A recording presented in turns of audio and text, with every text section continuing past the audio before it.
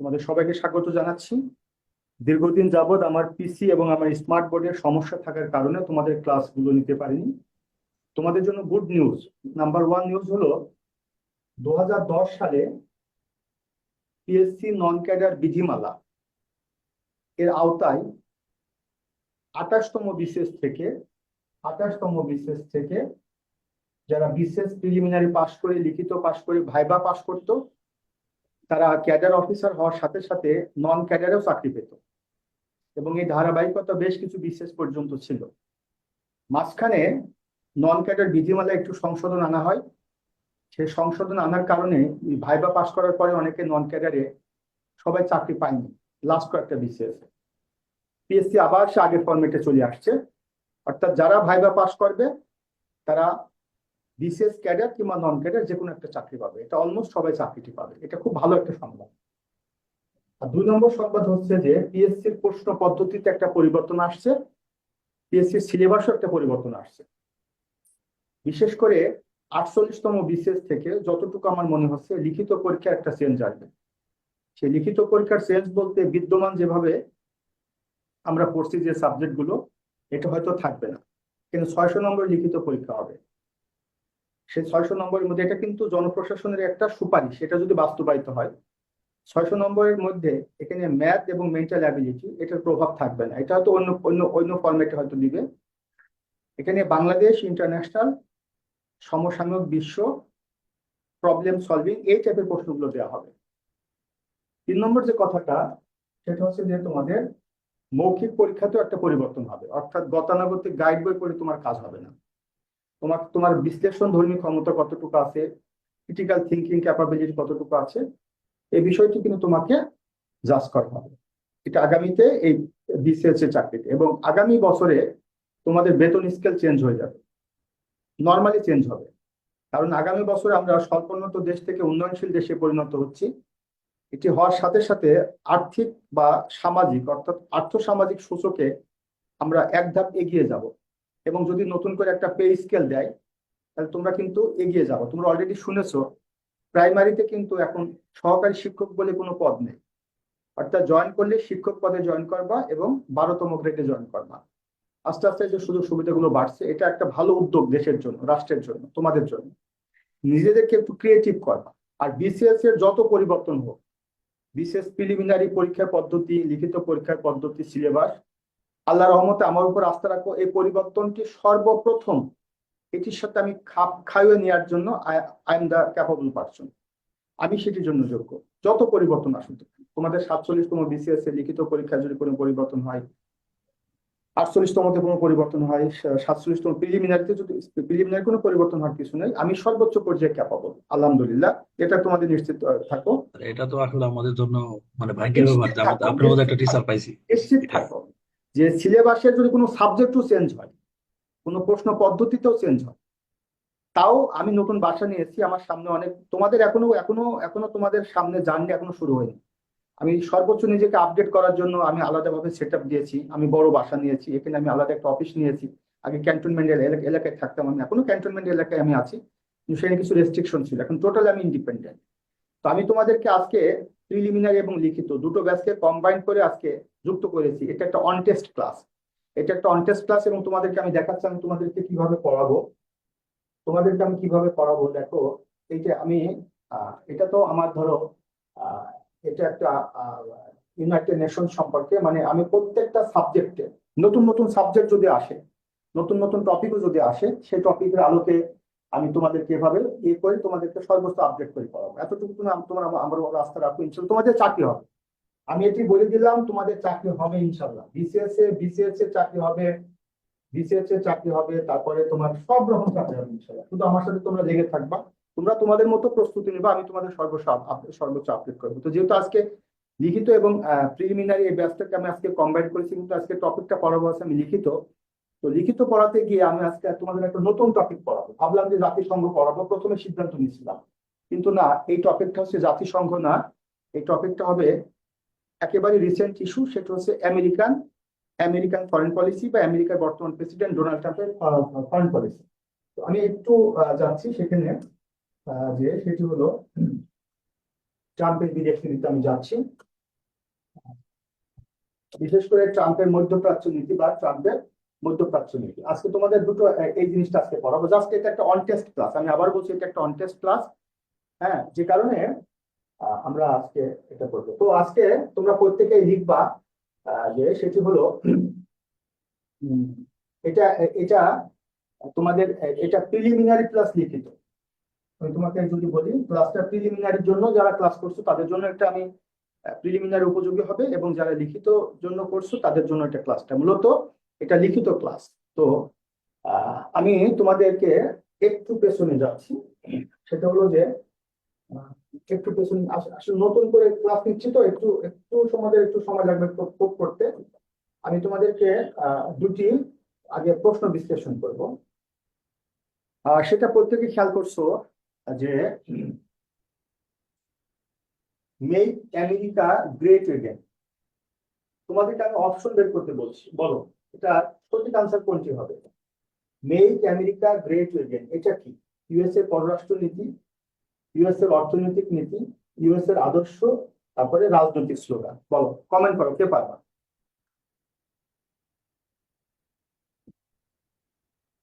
Simon পারবা? সাদিকা পারবা? আবু সাইদ পারবা? তোমরা কি শুনতে পাচ্ছ কিনা একটু বলো। জি স্যার, শুনতে পাচ্ছি। আচ্ছা আচ্ছা, আহ, আবু সাইদ আনসার করছো, সেটা হচ্ছে রাজনৈতিক স্লোগান। আচ্ছা, আমরা এবার একটু দেখবো, ঠিক আছে। সেটা হচ্ছে যে আমরা যদি আহ,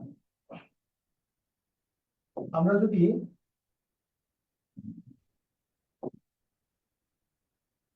USA, United States of America, সেই ইউনাইটেড স্টেটস অফ আমেরিকার সম্পর্কে যদি সংক্ষেপে দেখি, তাহলে এই রাষ্ট্রটির পরিচয় কি? United States of America right now global পলিটিক্সে তার যে ইনফ্লুয়েন্স সব দিক থেকে, ইকোনমিক অ্যাসপেক্টে, মিলিটারি অ্যাসপেক্টে, জিওপলিটিক্যাল অ্যাসপেক্টে, ওয়ার্ল্ড পলিটিক্সে, সর্বক্ষেত্রে, টেকনোলজির ক্ষেত্রে ইউনাইটেড স্টেটস অফ আমেরিকা বা আমেরিকার যে প্রভাব বা তার যে ইনফ্লুয়েন্স, এটা ওয়ার্ল্ড ওয়াইড। ইউএসএ এটি কোনো রিজিওনাল একটা পাওয়ারফুল রাষ্ট্র না, যে একটা নির্দিষ্ট অঞ্চলে যে সে খুব পাওয়ারফুল রাষ্ট্র তা কিন্তু না, কিংবা একটা সাব রিজিয়নে সে যে পাওয়ারফুল রাষ্ট্র সেটিও না। সে যে একটা কন্টিনেন্টে কিংবা একটা সাবকন্টিনেন্টে পাওয়ারফুল রাষ্ট্র সেটিও না। এটা ওয়ার্ল্ড ওয়াইড পাওয়ারফুল রাষ্ট্র। বিশ্বের সর্বত্র, বিশ্ব রাজনীতিতে, বিশ্ব অর্থনীতিতে, বিশ্ব ভূ রাজনীতিতে, বিশ্ব সমরনীতিতে, বিশ্ব কূটনীতিতে, অর্থনীতিতে, বাণিজ্য নীতিতে, সামরিক দিক থেকে, প্রযুক্তির দিক থেকে এখন পর্যন্ত ইউএস এর ধারের কাছে কোনো রাষ্ট্র আসতে পারেনি। তবে ইউএস এর ধারের কাছে আগামীতে যে রাষ্ট্রটি আসতে পারে, বিশেষ করে ইউএস এর অর্থনৈতিক সক্ষমতার দিক থেকে ইউএসএ কে হয়তো টপকে যেতে পারে, সেটা হচ্ছে পিপলস রিপাবলিক অফ চায়না। একই সাথে চীনের যে টেকনোলজি এবং মিলিটারি পাওয়ার, এটা ইউএসএ কে টপকে যাবে না, বাট ইউএস এর জন্য একটা পটেনশিয়াল থ্রেট হিসাবে বিবেচিত হবে।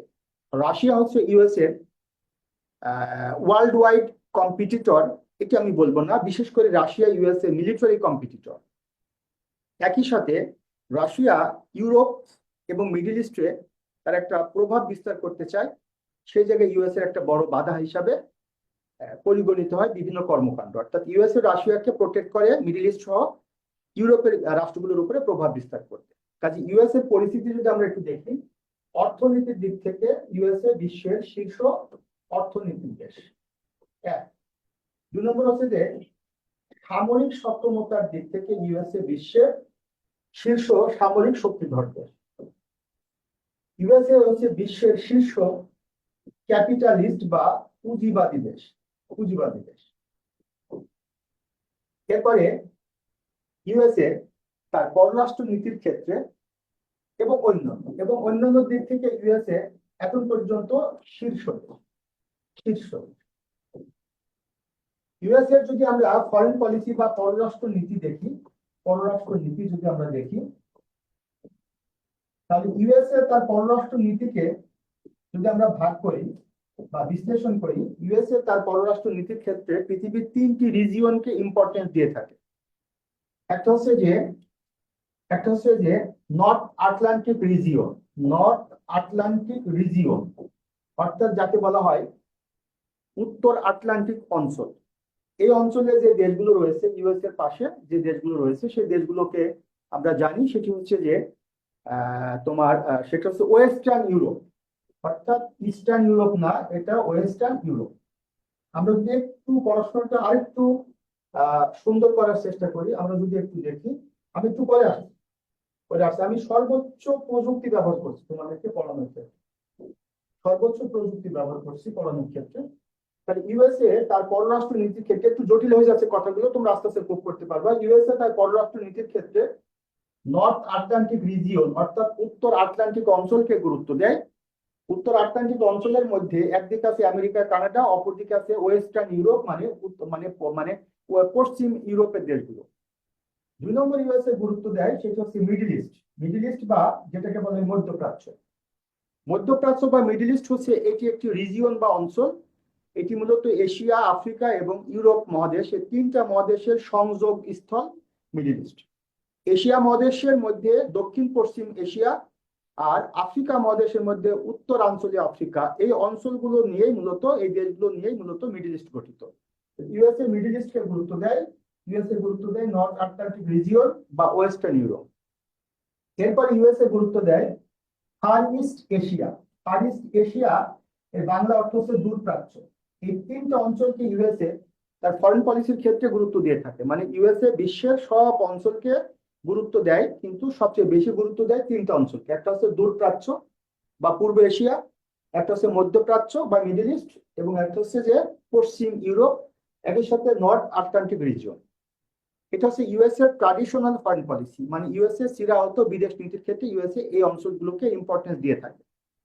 কিন্তু বর্তমান বিশ্ব রাজনীতিতে ইউএসএ মনে করতেছে যে এই দেশগুলো বা এই অঞ্চলগুলো গুরুত্ব দেওয়ার পাশাপাশি এখন ইউএসএ সবচেয়ে বেশি গুরুত্ব দিচ্ছে সে অঞ্চলটির নাম হচ্ছে ইন্দো প্যাসিফিক রিজিয়ন, যাকে বলা হয় ইন্দো প্যাসিফিক অঞ্চল। এটা খুবই ইম্পর্টেন্ট, বিশেষ লিখিত এবং বিশেষ ভাইবা সব ক্ষেত্রে এই অঞ্চলটা তোমার জন্য খুবই গুরুত্বপূর্ণ। Indo Pacific region, Indo Pacific region মানে হচ্ছে যে, তোমাদেরকে আমি ম্যাপে দেখাচ্ছি, সেটা হচ্ছে যে ভারত মহাসাগর এবং প্রশান্ত মহাসাগরীয় অঞ্চলকে বলা হয় ইন্দো প্যাসিফিক রিজিয়ন।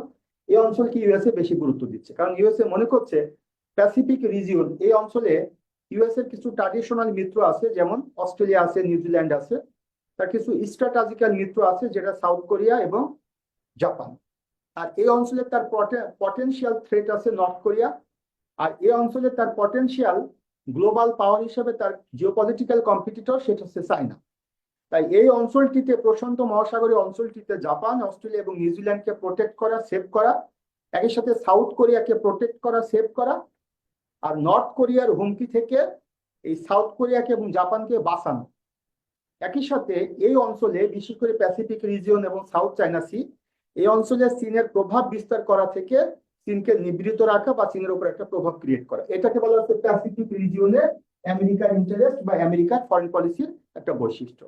এরপরে প্রথম যেটা আমরা বলছি সেটা হচ্ছে ইন্দো। ইন্দো বলতে গেলে ইন্ডিয়ান ওশান বা ভারত মহাসাগরকে বোঝাচ্ছে। ভারত মহাসাগরের মধ্যে আবার যে দেশগুলো রয়েছে, এই অঞ্চলের সবচেয়ে মানে এই অঞ্চলের শক্তিশালী দেশ হচ্ছে রিপাবলিক অফ ইন্ডিয়া, অর্থাৎ ইন্ডিয়া। এখন ইন্ডিয়া চাচ্ছে ভারত মহাসাগরীয় অঞ্চলে তার একক প্রভাব বিস্তার করতে, আর আমেরিকা চাচ্ছে প্রশান্ত মহাসাগরীয় অঞ্চলে তার প্রভাব বিস্তার করতে। এখন প্রশান্ত মহাসাগরীয় অঞ্চলে আমেরিকা তার প্রভাব বিস্তার করতে তার সবচেয়ে বড় বাধা চীন এবং নর্থ কোরিয়া। আর ভারত মহাসাগরীয় অঞ্চলে আমেরিকার প্রভাব বিস্তার করতে, মানে চীনের প্রভাব বিস্তার করতে, মানে ভারতের প্রভাব বিস্তার করতে ভারত মহাসাগরীয় অঞ্চলে ভারতের জন্য বড় বাধা হচ্ছে চায়না।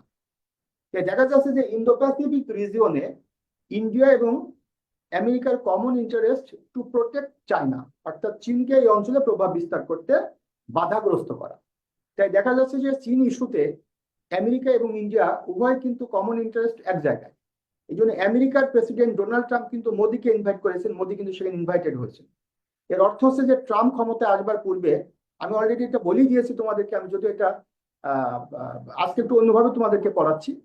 তো ট্রাম্প ক্ষমতায় আসবার পূর্বে সে কম্পিটিট করেছে কমলা হ্যারিসের সাথে। কমলা হ্যারিসের পরিচয় হচ্ছে তিনি ফর্মার ইউএস প্রেসিডেন্ট জো বাইডেনের ভাইস প্রেসিডেন্ট।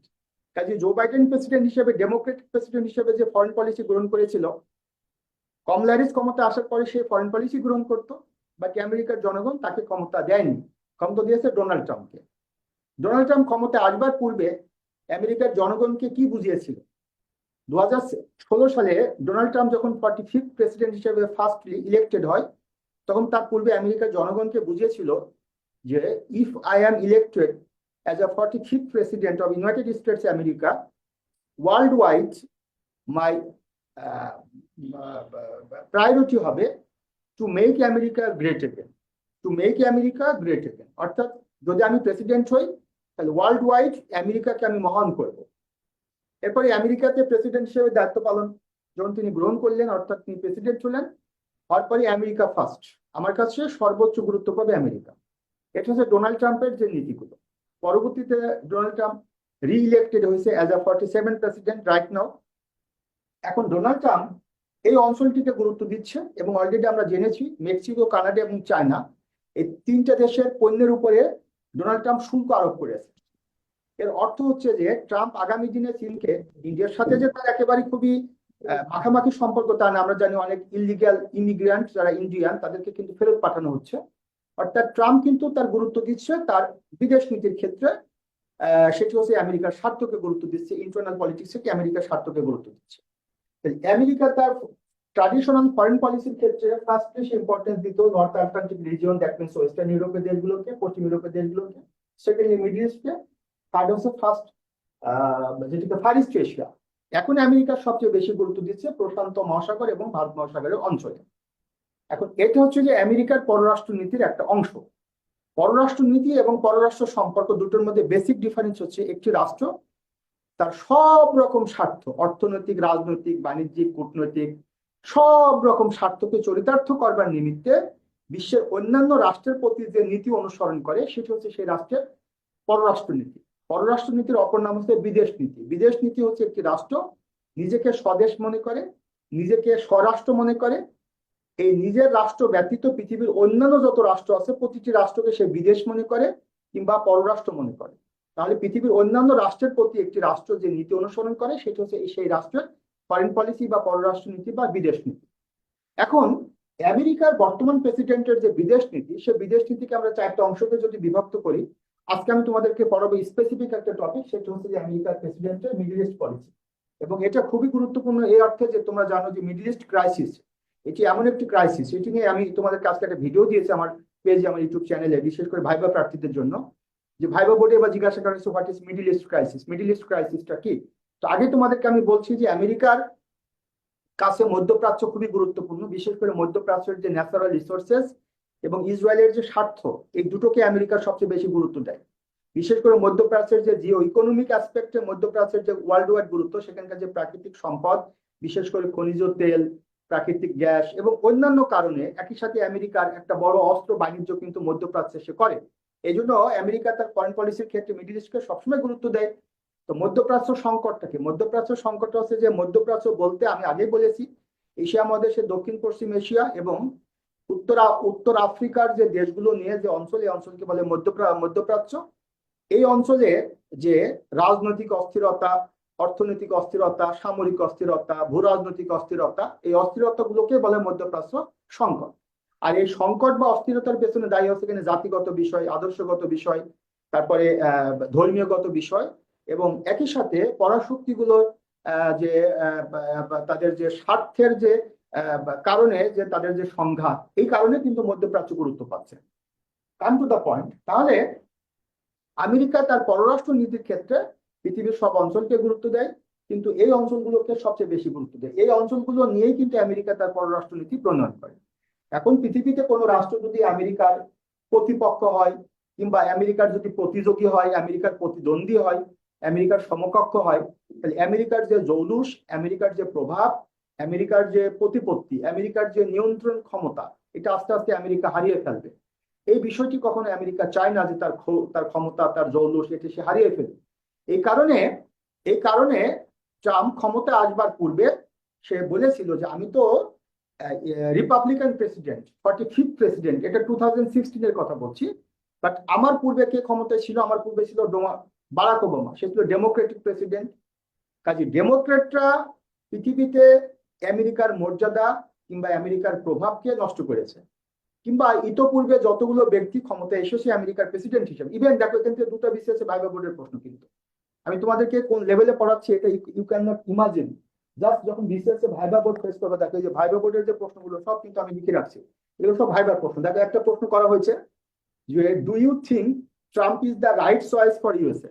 অর্থাৎ তোমরা আমার কাছে পড়ে বিসিএস এর একটা ফ্লেভার নিচ্ছ। আমি আগেই বলেছি আমি বিভিন্ন কারণে হয়তো আমার ইররেগুলারিটি মেনটেন করি বা করেছি, এখন আস্তে আস্তে আমি সেটা প্রফেশনালিজমে জেনে চলে যাচ্ছি, বাট তোমরা সর্বোচ্চ প্রিপারেশনটি নিচ্ছ। যে do you think Trump is the right choice for USA, তুমি কি মনে করো যে আমেরিকার জনগণ ট্রাম্পকে প্রেসিডেন্ট হিসেবে দায়িত্ব দিয়ে সঠিক কাজটি করেছে? সেটা নিয়ে মূলত আজকের আলোচনা। তাহলে এই আলোচনাটি তোমার প্রিলিমিনারির জন্য, তোমরা যারা প্রিলিমিনারি পরীক্ষা যদি পরবর্তীতে কেউ দাও তার জন্য ইম্পর্টেন্ট, এবং এটা বেসিক আলোচনা আছে রিটেন টেস্ট এবং ভাইভা, এটা একটা কম্বাইন্ড আলোচনা। তাহলে এখন আমরা যদি বলি তাহলে আমেরিকার রাষ্ট্র পরিস্থিতিটা কি? আমেরিকা হচ্ছে পৃথিবীর শীর্ষ অর্থনীতির দেশ, আমেরিকা পৃথিবীর শীর্ষ সামরিক শক্তিধর দেশ, আমেরিকা বিশ্বের পুঁজিবাদী দেশ। এই পুঁজিবাদী দেশের বৈশিষ্ট্য হচ্ছে আমেরিকা মার্কেট ইকোনমি বা মুক্তবাজার অর্থনীতিকে প্রমোট করে, এবং আমেরিকা পুঁজিবাদী ব্যবস্থাকে টিকিয়ে রাখে মূলত ওয়ার্ল্ড ব্যাংক, আইএমএফ এবং ডব্লিউটিও দ্বারা। এবং আমেরিকা তার সামরিক সক্ষমতা এটা টিকিয়ে রেখেছে তার যে ন্যাটো নামক মিলিটারি অ্যালায়েন্স দ্বারা। এছাড়া আমেরিকার পরিস্থিতি অনেক, এখানে আরো অনেক আলোচনার ব্যাপার থাকবে। এবার আমেরিকা নামক যে রাষ্ট্রটি, সেই রাষ্ট্রটির যে পররাষ্ট্রনীতি বা বিদেশ নীতি, এটাকে যদি আমরা বিশ্লেষণ করি তাহলে এটাকে আমরা চারটা অঞ্চল পাবো। একটা হচ্ছে পশ্চিম ইউরোপ, একটা হচ্ছে মধ্যপ্রাচ্য, একটা হচ্ছে যে দূরপ্রাচ্য, এবং একটা হচ্ছে বর্তমানে যেটা সেটা হচ্ছে ইন্দো প্যাসিফিক রিজিয়ন। আমরা যদি এই অংশটুকুকে একটু তোমাদেরকে একটু দেখাই, আমি যদি তোমাদেরকে একটু দেখাই, এটা যদি আমি একটু ম্যাপে নিয়ে যাই, দেখি একটু ম্যাপে যেতে পারি কিনা দেখি, ওয়ার্ল্ড ম্যাপে যেতে পারি কিনা দেখি, তাহলে আমরা এটা বুঝবো। ম্যাপে যদি যাই তাহলে দেখি ম্যাপ আসে কিনা।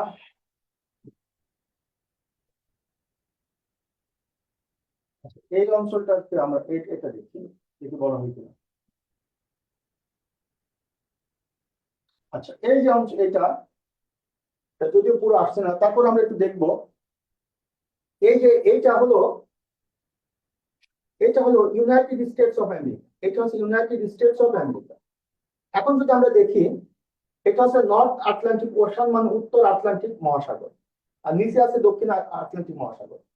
এই যে দেশগুলো রয়েছে, বিশেষ করে United kingdom, Ireland, France, Germany, এই যে অঞ্চলটুকু, আমি যদি বলি এই অঞ্চলটুকুকে বলা হয় ওয়েস্টার্ন ইউরোপ, মানে পশ্চিম ইউরোপ।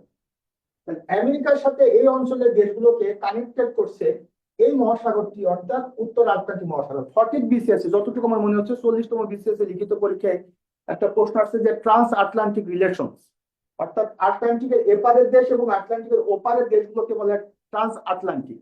একই সাথে এটা কন্টিনেন্ট অফ সাউথ আমেরিকা, এটা continent of Africa, second largest continent in the world. এই অঞ্চলটিকে বলে সাউথ আটলান্টিক ওশান। এই সাউথ আটলান্টিক ওশানের এই অঞ্চলটিতে আছে কি সাউথ আমেরিকা, আর এই অঞ্চলটিতে আছে আফ্রিকা। এই অঞ্চলটিকেও কিন্তু বলা হয় তোমার যে ট্রান্স আটলান্টিক রিলেশনস, অর্থাৎ এই অঞ্চল এবং এই অঞ্চলের মধ্যকার সম্পর্ককে বলে ট্রান্স আটলান্টিক রিলেশনস। এই অঞ্চল এবং এই অঞ্চলের মধ্যকার সম্পর্ককে বলে ট্রান্স আটলান্টিক রিলেশনস। তাহলে আমেরিকা নাম্বার 1 ফরেন পলিসির ক্ষেত্রে গুরুত্ব দেয়, সেটা হচ্ছে কোনটি? Western Europe. কেন দেয়? কারণ এই দেশগুলো এবং আমেরিকা, কানাডা, এই দেশগুলোর মধ্যে একটা সেতু বন্ধন স্থাপিত হয়েছে একটা জোট দ্বারা, that is North Atlantic Treaty Organization, মানে তারা হচ্ছে ন্যাটোর মেম্বার। আমেরিকা সেকেন্ড যে গুরুত্বটি দেয়, সেই গুরুত্বটি হচ্ছে এই যে দেশগুলোর কথা বলছিলাম, এই অঞ্চলটি, এই অঞ্চলটিকে বলা হয় সেটা হচ্ছে মিডল ইস্ট বা মধ্যপ্রাচ্য। এই অঞ্চলটিকে বলে মিডল ইস্ট বা মধ্যপ্রাচ্য। এই অঞ্চলটিকে আমেরিকা গুরুত্ব দেয়, বিশেষ করে সৌদি আরব, বাহরাইন, জর্দান, ইরাক, তারপরে ইরান, তারপরে কাতার। এই অঞ্চলে ব্যাপক পরিমাণে প্রাকৃতিক সম্পদ আছে। এই অঞ্চলটিতে আমেরিকা গুরুত্ব দেয়। তাহলে আমেরিকা নাম্বার 1 গুরুত্ব দেয় এই অঞ্চলকে, নাম্বার 2 গুরুত্ব দেয় এই অঞ্চলকে, এরপরে আমেরিকা গুরুত্ব দেয় এই অঞ্চলটিকে। এই যে north Korea, south Korea, China, Japan, এই অঞ্চলটিকে আমেরিকা গুরুত্ব দেয়। এটাকে বলা হয় 3 নম্বর গুরুত্ব দেয়, এটাকে বলা হয় ফার ইস্ট এশিয়া বা পূর্ব এশিয়া বা দূরপ্রাচ্য। এখন আমেরিকা তার বিদেশ নীতিতে সবচেয়ে বেশি গুরুত্ব দিচ্ছে, সেটা হচ্ছে এই অঞ্চলটিতে বলা হচ্ছে এই যে এটাকে বলা হয় ভারত মহাসাগর, এটাকে বলে ভারত মহাসাগরের অঞ্চল, এটাকে বলে ভারত মহাসাগরের অঞ্চল, এবং এই অঞ্চলটিকে বলে প্রশান্ত মহাসাগরের অঞ্চল। এই অঞ্চলটিতে আমেরিকা গুরুত্ব দিচ্ছে, এবং এই অঞ্চলটিকে বলে ইন্দো প্যাসিফিক রিজিয়ন, বা যেটিকে বলা হয় ইন্দো প্যাসিফিক অঞ্চল। আমরা যদি ম্যাপে আরেকটু ব্যাকে যাই, যদি আমরা একটু ব্যাকে যাই, সেটা হচ্ছে ইন্দো প্যাসিফিক রিজিয়নটা একটু দেখার চেষ্টা করি। আইপিআর অর্থাৎ ইন্দো আইপিএস, এই আইপিএস টা দিয়ে যদি আমরা একটু সার্চ দিই, দেখি সেটা হলো যে আচ্ছা, তোমরা কি শুনতে পাচ্ছ বা তোমরা কি বুঝতে পারছো? আহ, এ- এ- জি স্যার। আচ্ছা, ঠিক আছে, একটু আমাকে সময় দাও। আমি তোমাদেরকে যেটা বোঝাতে চাচ্ছি, ইন্দো প্যাসিফিক রিজিয়ন, হ্যাঁ ইন্দো প্যাসিফিক রিজিয়নটা দেখি। হ্যাঁ, এই যে আমরা ইন্দো প্যাসিফিক রিজিয়নটা পেয়েছি, ইন্দো প্যাসিফিক রিজিয়নটা পেয়েছি। ইন্দো প্যাসিফিক রিজিয়নটা যদি আমরা দেখি, হ্যাঁ এই যে ইন্দো প্যাসিফিক রিজিয়নটা আমরা পেয়েছি। ইন্দো প্যাসিফিক রিজিয়নটা দেখো, এই যে এই অঞ্চলটি, অর্থাৎ এই অঞ্চলটি হচ্ছে ভারত মহাসাগর, এই যে ইন্ডিয়ান ওশান, আর এই অঞ্চলটা হচ্ছে প্রশান্ত মহাসাগর। তাহলে এই অঞ্চলে আমেরিকা সে তার প্রভাব বিস্তার করতে চাচ্ছে। কিন্তু আমরা আগেই জানবো, আমেরিকা হচ্ছে তোমার নর্থ আমেরিকার একটা অঞ্চলের একটা দেশ। যখনই আমেরিকা এই অঞ্চলে প্রভাব বিস্তার করতে চাচ্ছে, তখন তার একক ক্ষমতায় সে পাচ্ছে না। তাহলে আমেরিকা এখন খুঁজতেছে তার মিত্র। কোন মিত্রগুলো? এই অঞ্চলে যারা তাদের প্রভাব বিস্তার করতে চায়, কিংবা এই অঞ্চলে যে দেশগুলোর স্বার্থ এবং এই অঞ্চলে আমেরিকার স্বার্থ কমন, সেই দেশগুলোকে আমেরিকা তার স্ট্র্যাটেজিক্যাল মিত্র হিসেবে মনে করছে। স্ট্র্যাটেজিক্যাল মিত্র মানে হচ্ছে কৌশলগত মিত্র। কৌশলগত মিত্র মানে হচ্ছে যে তোমার স্বার্থ এবং আমার স্বার্থ একই স্বার্থ, দুজনের স্বার্থ যখন এক হবে, এই একই স্বার্থকে কেন্দ্র করে যখন তুমি আমার মিত্র আমি তোমার মিত্র, তখন তুমি এবং আমি একে অপরের স্ট্র্যাটেজিক্যাল মিত্র বা কৌশলগত মিত্র। কিন্তু তোমার সাথে আমার যে ভালো সম্পর্ক আছে বা শত্রুতামূলক সম্পর্ক নেই, শুধু ভালো সম্পর্ক আছে তা কিন্তু না। তোমার সাথে আমার শত্রুতা থাকতে পারে, বাট কোনো একটা জায়গায় তোমার স্বার্থ এবং আমার স্বার্থ এক। তাই আমেরিকা মনে করছে ইন্ডিয়ান ওশান মানে এই অঞ্চলে আমেরিকা যদি তার প্রভাব বিস্তার করতে চায়, এই যে চীনের প্রভাব যদি সে রোধ করতে চায়, তাহলে আমেরিকা এই অঞ্চলে কোন রাষ্ট্রকে তার পার্টনার হিসাবে পাচ্ছে, স্ট্র্যাটেজিক্যাল পার্টনার হিসাবে পাচ্ছে? বলতো দেখি, এই অঞ্চলে, বিশেষ করে ভারত মহাসাগরের অঞ্চলে চীনের প্রভাব মোকাবেলা করার জন্য আমেরিকা কোন রাষ্ট্রকে তার স্ট্র্যাটেজিক্যাল পার্টনার হিসেবে চাচ্ছে? বলতো দেখি, কে বুঝতে পারছো কথাটা? বলো, কোন রাষ্ট্রকে আমেরিকা চাচ্ছে যে চীনের প্রভাব মোকাবেলা করার জন্য ভারত মহাসাগরের অঞ্চলে? কমেন্ট করো দেখি, কে পারবা আনসারটা দিতে, কে পারবা? স্যার ভারতকে চাচ্ছে শিয়া। ভারতকে চাচ্ছে বা ভারতকে পাচ্ছে, এই ইন্ডিয়াকে পাচ্ছে। এই জন্য দেখো, এই যে নরেন্দ্র মোদী আমেরিকা সফর করার সময় কিন্তু আমেরিকার প্রেসিডেন্ট ফাইটার 35 অর্থাৎ F-35, এটা বিশ্বের বর্তমানে সবচেয়ে প্রযুক্তি সম্পন্ন, সবচেয়ে স্মার্ট একটি যুদ্ধ বিমান ফাইটার 35। এটা 5th জেনারেশনের জন্য, এটা 5th জেনারেশনের যুদ্ধ বিমান।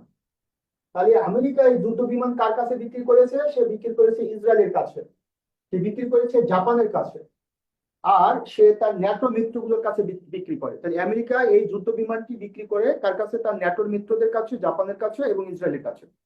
ইন্ডিয়া যদি এই যুদ্ধ বিমানটি পায়, তাহলে ইন্ডিয়া এই যুদ্ধ বিমান দিয়ে দুটি রাষ্ট্রকে ইন্টারসেপ্ট করবে। সেটা ইন্ডিয়ার ট্রাডিশনাল যে শত্রু রাষ্ট্র, সেটা হচ্ছে পাকিস্তানকে, আর ইন্ডিয়ার জিওপলিটিক্যাল এবং স্ট্র্যাটেজিক্যাল শত্রু রাষ্ট্র, সেটা হচ্ছে চায়নাকে সে মোকাবেলা করবে। এই জন্য চায়না এবং পাকিস্তান দুটি রাষ্ট্র একত্রিত হয়ে ইন্ডিয়ার এগেনস্টে একটা জোট গঠন করছে। বাংলাদেশের ক্ষেত্রে ঠিক তাই। ইন্ডিয়ার সাথে বাংলাদেশের দূরত্ব তৈরি হওয়ার কারণে চীন এবং পাকিস্তান বাংলাদেশকে আরো বেশি সহযোগিতা করছে। বিশেষ করে বাংলাদেশের যে এই যে বাংলাদেশের অবস্থান, এটা হচ্ছে বে অফ বেঙ্গল, এবং এটা কিন্তু আলটিমেটলি ইন্ডিয়ান ওশানের মধ্যে পড়ে। এই জন্য বাংলাদেশ কিন্তু বে অফ বেঙ্গল বা ইন্ডিয়ান ওশানের একটি স্টেক হোল্ডার।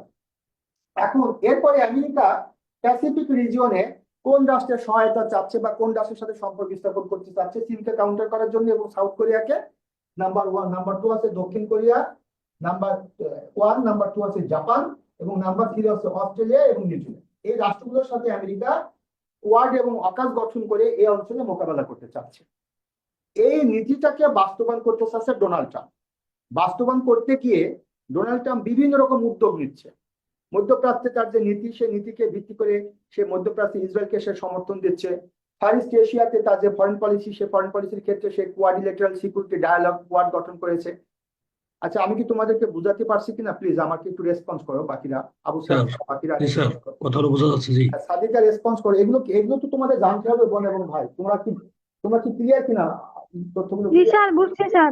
ওকে, very good, very good, very good. তাহলে এই অঞ্চলে আমেরিকা তার প্রভাব বিস্তার করার জন্য তার যে পররাষ্ট্রনীতি, সে পররাষ্ট্রনীতির ক্ষেত্রে ডোনাল্ড ট্রাম্প এসে কি গ্রহণ করছে। এবার আসো সে আসল পড়ায় আমরা আসল পড়ায় আসি। তো এই জিনিসটা তোমাদেরকে আমি যদি সংক্ষেপে বুঝাই, দেখো এখন আমেরিকার প্রেসিডেন্টের যে নীতিটা, এটা হচ্ছে যে মেক আমেরিকা গ্রেট এগেন। এই তথ্যটি কোন সঠিক আনসার কোনটি? এটি আমেরিকার পররাষ্ট্র নীতি না। আমেরিকার পররাষ্ট্র নীতি মেক আমেরিকা গ্রেট এগেন এটা না। 2 নম্বর হচ্ছে আমেরিকার অর্থনৈতিক নীতি, এটিও না। আমেরিকার আদর্শ, এটিও না। এবার আসো তাহলে থাকে কোনটা? পলিটিক্যাল মোটো বা রাজনৈতিক স্লোগান। কেন? আমেরিকার প্রেসিডেন্ট ডোনাল্ড ট্রাম্প বর্তমানে তো সে 47 প্রেসিডেন্ট, বাট ইতোপূর্বে সে 45th প্রেসিডেন্ট হিসেবে সে ইলেক্টেড হয়েছিল। 45th প্রেসিডেন্ট হিসেবে 2016 যখন সে ইলেক্টেড হওয়ার পরে আমেরিকা বিশ্বব্যাপী আমেরিকার প্রভাব কি হবে, আমেরিকার আদর্শ, আমেরিকার নীতি, আমেরিকার পলিসি, আমেরিকার যে সিদ্ধান্তগুলো, এটা ওয়ার্ল্ড ওয়াইড কিভাবে সে এস্টাবলিশ করবে। সে নির্বাচিত হবার পূর্বে, অর্থাৎ ভোটের সাধারণ নির্বাচন অনুষ্ঠিত হবার পূর্বে আমেরিকার প্রেসিডেন্ট ডোনাল্ড ট্রাম্প সাধারণ জনগণকে যে কথা বলে সে ভোটে জয়লাভ করেছিল, সে কথাটা ছিল মেক আমেরিকা গ্রেট এগেন। তার মানে মেক আমেরিকা গ্রেট এগেন এটার অর্থ হচ্ছে যে, এটার অর্থটা কি? এটার অর্থ হচ্ছে যে মেক আমেরিকা মানে আমেরিকাকে করব, গ্রেট মানে মহান, এগেন মানে আবার। অর্থাৎ আমেরিকাকে আমেরিকাকে আমেরিকাকে ইউএসএ কে মহান করা, এটা হচ্ছে ডোনাল্ড ট্রাম্পের পলিটিক্যাল মোটো বা রাজনৈতিক স্লোগান। আমেরিকাকে মহান করা। মহান করা মানে কি? মহান করা মানে কি? মহান করা মানে হচ্ছে বিশ্বব্যাপী আমেরিকার প্রভাব এস্টাবলিশ করা, বিশ্বব্যাপী আমেরিকার গ্রহণযোগ্যতা বৃদ্ধি করা, বিশ্বব্যাপী আমেরিকার আদর্শ, বিশ্বব্যাপী আমেরিকার নীতিকে, বিশ্বব্যাপী আমেরিকার যে জৌলুসকে, বিশ্বব্যাপী আমেরিকার যে মর্যাদাকে, এটা বিশ্বব্যাপী বিশ্বের মানুষের কাছে একটা মহান হিসাবে, একটা গুরুত্বপূর্ণ হিসাবে, একটা ভাইটাল হিসাবে, ইম্পর্টেন্ট হিসাবে তুলে ধরা, উপস্থাপন করা, এস্টাবলিশ করা, জানিয়ে দেওয়া, আকৃষ্ট করা, অনুগত করা। এর আমি কত প্রতিশব্দ বুঝাবো তোমাদেরকে, বলো? যে মেক আমেরিকা গ্রেট এগেন, এটার অর্থ কি? এটার অর্থ হচ্ছে যে বিশ্বব্যাপী আমেরিকার আদর্শ, আমেরিকার রীতি, আমেরিকার নীতি, আমেরিকার পলিসি, আমেরিকার সিদ্ধান্ত, আমেরিকার অর্থনৈতিক আদর্শ, বাণিজ্যিক আদর্শ, ভূ রাজনৈতিক আদর্শ, সমস্ত আদর্শকে বিশ্বের মানুষের কাছে একটি মহান হিসাবে, উপযুক্ত হিসাবে, গুরুত্বপূর্ণ হিসাবে তুলে ধরা এবং এস্টাবলিশ করা। তারপরে ওয়ার্ডটা কি ছিল? এগেন। এ পর্যন্ত কিন্তু বিশ্বব্যাপী আমেরিকাকে মহান করা, কিন্তু তারপরে ওয়ার্ডটা কি ছিল? এগেইন। এগেন মানে কি বোঝাতে চাচ্ছে? এগেন মানে বোঝাতে চাচ্ছে যে once upon a time America world wide একটা মহান দেশ হিসেবে পরিচিত ছিল। হয়তোবা কোনো একটা শাসক এসে, কোনো একটা দল এসে আমেরিকার সেই যে মহান, এই যে মহান আমেরিকা, সে আমেরিকাকে এসে নষ্ট করে ফেলেছে। কাজে তোমরা যদি আমাকে ভোটাধিকার প্রয়োগের মধ্য দিয়ে আমাকে প্রেসিডেন্ট হিসেবে ইলেক্ট করো, তাহলে আমি ক্ষমতা আসার পরে আমেরিকাকে মহান করব। এখন আসো, কোনো ব্যক্তি যখন ক্ষমতা আসার পূর্বে জনগণকে বিশেষ কোনো বক্তব্য দিয়ে জনগণকে কনভিন্স করার চেষ্টা করে, তখন সেই কথাটা কি কখনো পররাষ্ট্র নীতি হতে পারে? পারে না। পররাষ্ট্র নীতিটা হবে একটা স্বাধীন রাষ্ট্র, মানে একটা রাষ্ট্রে কোনো প্রেসিডেন্ট ক্ষমতা আসার পরে সেই প্রেসিডেন্ট ওই রাষ্ট্রকে বিশ্বের অন্যান্য রাষ্ট্রের প্রতি যে নীতি অনুসরণ করবে, সেটা পররাষ্ট্র নীতি। তাহলে পররাষ্ট্র নীতি হতে পারে না, অর্থনৈতিক নীতি তো হতেই পারে না, আদর্শ তো হতে পারে না।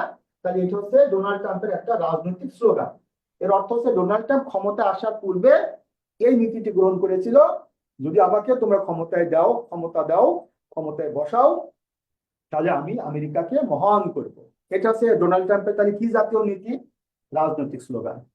সাইমনকে ক্লাস করতেছো? সাইমন, তারপরে ক্লাস করতেছো, এরপরে ভিভো নামে কে ক্লাস করতেছো? ভিভো, হ্যাঁ হ্যাঁ সাইমন, হ্যাঁ বলো, ভিভো নামে কে ক্লাস করতেছো? ভিভো V220 কে ক্লাস করতেছো?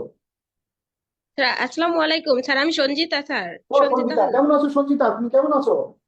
আলহামদুলিল্লাহ স্যার, ভালো আছি। স্যার ভালো আছেন? হ্যাঁ, তুমি সঞ্চিতা, এগুলো কি তুমি মানে তুমি কি বুঝতে পারছো? এটা খুবই খুবই কি কঠিন হয়ে যাচ্ছে শব্দগুলো? না স্যার, কঠিন না স্যার, বুঝতে পারতেছি। আর ঠিক আছে। যেটুকু বাকি আছে ওইটুকু চেষ্টা করব। হ্যাঁ, ঠিক কিছু আছে, সাইমন বলো, সাইমন বলো, সাইমন রেসপন্স করো, সাইমন। জি স্যার, বুঝতে পারছি স্যার। এখন তুমি বলো, সাইমন বলো, যে মেক আমেরিকা গ্রেট এগেন, এটা তোমার প্রিলিমিনারি পরীক্ষায় আসতে পারে, যে এটা কি? তাহলে উত্তর হবে রাজনৈতিক স্লোগান এক। 2 নম্বর হচ্ছে যে মেক আমেরিকা গ্রেট এগেন, এটা কোন জাতীয় স্লোগান? উত্তর রাজনৈতিক স্লোগান। 2 নম্বর হচ্ছে যে মেক আমেরিকা গ্রেট এগেন, এটা কোন দেশের রাজনৈতিক স্লোগান? আমেরিকা। 4 নম্বর প্রশ্ন হতে পারে মেক আমেরিকা গ্রেট এগেন, এটা কার রাজনৈতিক স্লোগান? ডোনাল্ড ট্রাম্পের। ডোনাল্ড ট্রাম্পের। 5 নম্বর আছে ডোনাল্ড ট্রাম্প এই রাজনৈতিক স্লোগান কত সালে গ্রহণ করেছিল? 2016 সালে, অর্থাৎ 45তম প্রেসিডেন্ট হিসেবে ইলেক্টেড হবার পূর্বে এই নীতিটা গ্রহণ করেছিল। এবার ডোনাল্ড ট্রাম্প কিন্তু এই নীতির উপরে ভিত্তি করে, বা এই নীতিতে ডোনাল্ড ট্রাম্প যখন অবিচল থাকলো বা আমেরিকাকে মহান করবে এই বলে যে এই রাজনৈতিক স্লোগানটা সে চালালো, তখন আমেরিকার জনগণ তার উপর বিশ্বাস রাখলো, তাকে গুরুত্ব দিল, দিয়ে আমেরিকাতে সে 45th প্রেসিডেন্ট হিসাবে, 45তম প্রেসিডেন্ট হিসাবে সে দায়িত্ব গ্রহণ করলো। দায়িত্ব গ্রহণ করবার পরে এখন আমেরিকার প্রেসিডেন্ট হিসেবে ডোনাল্ড ট্রাম্প, যেহেতু আমেরিকাতে প্রেসিডেন্ট ফর্ম অফ গভর্নমেন্ট, রাষ্ট্রপতি শাসিত সরকার ব্যবস্থা বিদ্যমান, এবার ডোনাল্ড ট্রাম্পের কি কাজটা হবে? তার যে কাজটা হবে, এবার বিশ্ব দরবারে বিশ্বব্যাপী আমেরিকার পররাষ্ট্র নীতির ক্ষেত্রে ডোনাল্ড ট্রাম্প কোন জাতীয় বিষয়কে গুরুত্ব দিবে। এবার ডোনাল্ড ট্রাম্প যখন প্রেসিডেন্ট হয়ে গেল, তখন ডোনাল্ড ট্রাম্প বললো যে আমার পররাষ্ট্র নীতি হবে বিশ্বের সর্বত্র সব জায়গায় সে রাষ্ট্রটি আমার বন্ধু হবে যে রাষ্ট্রটি আমেরিকার বন্ধু, সে রাষ্ট্রটি আমার শত্রু হবে যে রাষ্ট্রটি আমেরিকার শত্রু। অর্থাৎ আমি প্রেসিডেন্ট আমেরিকাকে পরিচালনা করছি, কিন্তু আমার কাছে ব্যক্তিগত শত্রু মিত্রের কোনো সংজ্ঞা নেই। আমার কাছে শত্রু এবং মিত্রের সংজ্ঞা আছে আমেরিকান পিপল, আমেরিকান স্টেট, অর্থাৎ আমেরিকার সবকিছু। অর্থাৎ যা আমেরিকার জন্য ভালো তা আমার জন্য ভালো, যা আমার জন্য ভালো তা আমেরিকার জন্য ভালো তা কিন্তু না। যা আমেরিকার জন্য ভালো সেটা আমি ব্যক্তিগতভাবে মনে করি এটাই আমার জন্য ভালো। যেখানে আমেরিকার লাভ আমি মনে করি ব্যক্তিগতভাবে সেখানেই আমার লাভ। এই কথাটা তিনি কি করলেন? পরবর্তী প্রশ্নে যদি আমরা যাই, আমেরিকা ফার্স্ট এর বিষয়বস্তু। এবার বলো তো দেখি আমেরিকা ফার্স্ট এর বিষয়বস্তু কি? আমেরিকা ফার্স্ট এটা বাংলাটা কি? আমেরিকা ফার্স্ট এর বাংলাটা কি বলো তো দেখি? আমেরিকা ফার্স্ট এর বাংলাটা কি বলো? এটা বাংলা হচ্ছে যে, ডি নাম্বার, এটা ডি নাম্বার। হ্যাঁ ডি নাম্বার। হ্যাঁ, আমেরিকা ফার্স্ট এর বাংলা, এটা কিন্তু বিষয়বস্তু না, কিন্তু এর বাংলা অর্থ হচ্ছে আমেরিকা প্রথম। আমি যদি বলি এটির বাংলাটা কি, এটির বাংলা হচ্ছে আমেরিকা প্রথম। তাই আমেরিকা প্রথমের অর্থ কি? এর অর্থ হচ্ছে পৃথিবীতে 195টি স্বাধীন দেশ আছে, 193টি জাতিসংঘের মেম্বার আছে। এই 195টি কিংবা 193টি দেশের মধ্যে আমার কাছে প্রথম দেশ হিসাবে, আমার কাছে সবার আগে, আমার কাছে সবার প্রথমে যে দেশটি গুরুত্ব পাবে সে দেশটি হচ্ছে আমেরিকা। তাই সবার প্রথমে আমেরিকা আমার কাছে গুরুত্ব পাবে, এটিকে বলে America first policy. America first পলিসির ক্ষেত্রে আমেরিকার অর্থনীতিকে গুরুত্ব আরোপ করা এটা অবশ্যই না। আমেরিকাকে এগিয়ে রাখা এটা হতে পারে, এটা হতে পারে, আমি ক্রস দিচ্ছি না। আমেরিকাকে প্রথম মনে করা এটা কখনোই হবে না। এবার যদি আমরা পরবর্তী অপশনটা দেখি, আমেরিকার জাতীয় স্বার্থকে গুরুত্ব আরোপ করা, অর্থাৎ আমেরিকাকে এগিয়ে রাখা, এই কথাটা হচ্ছে একটি অল্প কথা। আর এই কথাটা এই কথার মধ্যে রয়েছে যে আমেরিকার জাতীয় স্বার্থকে গুরুত্ব আরোপ করা। কাজেই এটাও ডোনাল্ড ট্রাম্পের একটা ফরেন পলিসি, যে মেক আমেরিকা আমেরিকা ফার্স্ট এর অর্থ হচ্ছে আমেরিকার জাতীয় স্বার্থকে গুরুত্ব আরোপ করা। এই নীতিটা ট্রাম্প গ্রহণ করেছিল 45th প্রেসিডেন্ট হিসেবে। আবার আমরা জানি 2024 সালে নির্বাচনে আমেরিকার প্রেসিডেন্ট হিসেবে আবার নির্বাচিত হয়েছে সে ডোনাল্ড ট্রাম্প। নির্বাচিত হবার পরে আবার সে আমেরিকা ফার্স্ট, এই যে আমেরিকা ফার্স্ট যে ফরেন পলিসি, সে ফরেন পলিসি ডোনাল্ড ট্রাম্প গ্রহণ করেছে, যে আমার কাছে সর্বাগ্রে গুরুত্ব পাবে আমেরিকা, আমার কাছে সবার প্রথমে গুরুত্ব পাবে আমেরিকা। এই নীতিটাকে ডোনাল্ড ট্রাম্প যখন বাস্তবায়ন করছে তখন বিভিন্ন অঞ্চল কেন্দ্রিক বাস্তবায়ন করছে। মধ্যপ্রাচ্যে তার একটা নীতি, মানে মধ্যপ্রাচ্যে এই নীতিটাকে সে বাস্তবায়ন করছে। দক্ষিণ পূর্ব এশিয়া বা পূর্ব এশিয়া বা ফার ইস্ট এশিয়া, এখানে এই নীতিটাকে সে বাস্তবায়ন করছে। এরপরে ইন্দো প্যাসিফিক রিজিয়ন এই নীতিটাকে সে বাস্তবায়ন করছে। একই সাথে নর্থ আটলান্টিক রিজিয়নে বা ওয়েস্টার্ন ইউরোপের দেশগুলোর সাথে সম্পর্ক স্থাপনে সে এই নীতিটা বাস্তবায়ন করছে। এখন এই নীতিটা বাস্তবায়ন করতে গিয়ে ডোনাল্ড ট্রাম্প যদি গাজা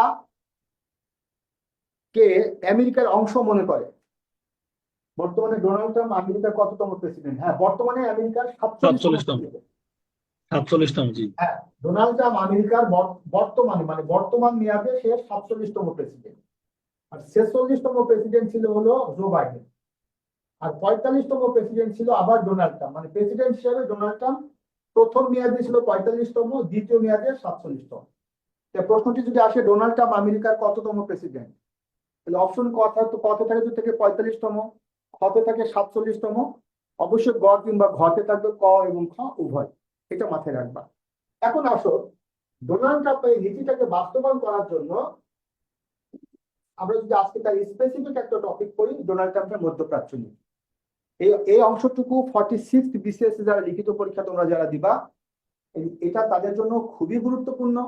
47 বিসিএস যারা লিখিত পরীক্ষা দিবা, 48 বিসিএস যারা লিখিত পরীক্ষা দিবা, 49 বিসিএস যারা লিখিত পরীক্ষা দিবা, অর্থাৎ 4টা বিসিএস এর কথা কেন বলছি? ট্রাম্প যেহেতু 4 বছর থাকবে, তাই 4 বছর ক্ষমতায় থাকাকালে বাংলাদেশে যত বিদেশ বিসিএস পরীক্ষা হবে, যত লিখিত পরীক্ষা হবে, যত প্রিলিমিনারি পরীক্ষা হবে, সব পরীক্ষার জন্য, ভাইবা যত হবে সব পরীক্ষার জন্য এবং অন্যান্য যত চাকরি আছে সমস্ত চাকরির জন্য এই টপিকটা, এই আলোচনাটা খুবই খুবই গুরুত্বপূর্ণ। এখন আমরা আজকে ছোট্ট একটা প্রশ্নের বিশ্লেষণে যাব। তার আগে আমরা আজকের আলোচনা থেকে আমরা বিশেষ প্রিলিমিনারি তোমরা যারা দিবা, লিখিত পরীক্ষা যারা দিবা, ভাইবা যারা দিবা, সবার জন্য একটা কম্বাইন্ড ডিসকাশন। এবং আজকে কিন্তু আমার ক্লাসটা একটা টেস্ট কেস ছিল, যে আমরা যে সেট আপটা দিয়েছি। হ্যাঁ, 48তম বিশেষ প্রিলিমিনারি কি বিশেষ বিশেষ হতে পারে কিনা, এটা হলেও হতে পারে। আবার যদি বিশেষ বিশেষ হয়ও, তারপর কিন্তু একই বছরে জেনারেল বিশেষটা হবে। বিশেষটা যদি তোমার বিশেষ বিশেষ হয়, তাহলে এটা কিন্তু তোমার জেনারেল বিশেষটাও কিন্তু একই বছরে তোমার সার্কুলার হবে। কাজে এটি নিয়ে টেনশন করার কিছু নেই। এবার আমরা যদি সরাসরি প্রশ্নে যাই যে ডোনাল্ড ট্রাম্পের মধ্যপ্রাচ্য নীতি কি, আমরা প্রশ্নে বিশ্লেষণে যাব। প্রশ্নটা কি ছিল? ডোনাল্ড ট্রাম্প কি? এবার আমরা তার পরিস্থিতি একটু জানি। ডোনাল্ড ট্রাম্প হচ্ছে আমেরিকার এই মুহূর্তে 47তম প্রেসিডেন্ট। এটা কি তার পরিচয়? এই প্রশ্নের উত্তর লিখতে গিয়ে না, এটা তার পরিচয় না। এটা হচ্ছে যে তার রাষ্ট্রীয় ক্ষমতায় আসীন হয়েছে আমেরিকাতে কততম প্রেসিডেন্ট হিসাবে, এটা তার সংক্ষিপ্ত একটা পরিচয়। সে 47 প্রেসিডেন্ট। কিন্তু আমরা জানি যে কোনো প্রেসিডেন্ট বা প্রধানমন্ত্রী যখন রাষ্ট্রীয় গুরু দায়িত্ব তার উপর অর্পিত হয়, অর্থাৎ রাষ্ট্রের যখন সে প্রেসিডেন্ট বা প্রধানমন্ত্রী হন, তখন সে রাষ্ট্রের জনগণের সেন্টিমেন্ট, সে রাষ্ট্রের ইতিহাস, ঐতিহ্য, রাষ্ট্রের ভৌগোলিক অবস্থান, সে রাষ্ট্রের অর্থনৈতিক সক্ষমতা, সে রাষ্ট্রের প্রযুক্তিগত সক্ষমতা, মিলিটারি পাওয়ার, এগুলোকে একত্রে বলা হয় ন্যাশনাল পাওয়ার। এবং এই ন্যাশনাল পাওয়ারকে কেন্দ্র করে একটা রাষ্ট্রের পররাষ্ট্র নীতি নির্ধারিত হয়, যেগুলোকে বলা হয় ডিটারমিনেন্টস অফ ফরেন পলিসি। এটা বিশেষ লিখিত পরীক্ষার প্রশ্ন, এবং কয়েকদিন আগে বিশেষ ভাইবা বোর্ডে একটা প্রশ্নটি করছে যে ফরেন পলিসির কয়েকটা ডিটারমিনেন্টস বলেন। ডিটারমিনেন্টস হচ্ছে একটি রাষ্ট্র কিভাবে তার পররাষ্ট্র নীতিটা প্রণয়ন করে, কোন কোন উপাদানের ভিত্তিতে। যদি একটি রাষ্ট্র তার সামরিক দিক থেকে সে দুর্বল হয়, তাহলে পররাষ্ট্র নীতির জায়গা থেকে সে রাষ্ট্রটি অন্য রাষ্ট্রের সাথে যুদ্ধ করতে চায় না, কারণ সে সামরিক সক্ষমতা তার দুর্বল। আবার কোন রাষ্ট্র সামরিক দিক থেকে যদি সে শক্তিশালী হয়, তাহলে পৃথিবীর অন্য রাষ্ট্রের সাথে সে যুদ্ধ করতে চায়। একটা মিনিট।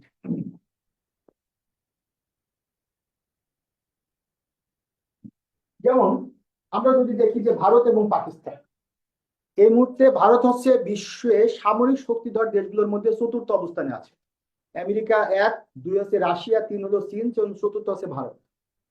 আর বাংলাদেশ হচ্ছে 32তম, আর পাকিস্তান হচ্ছে 12তম।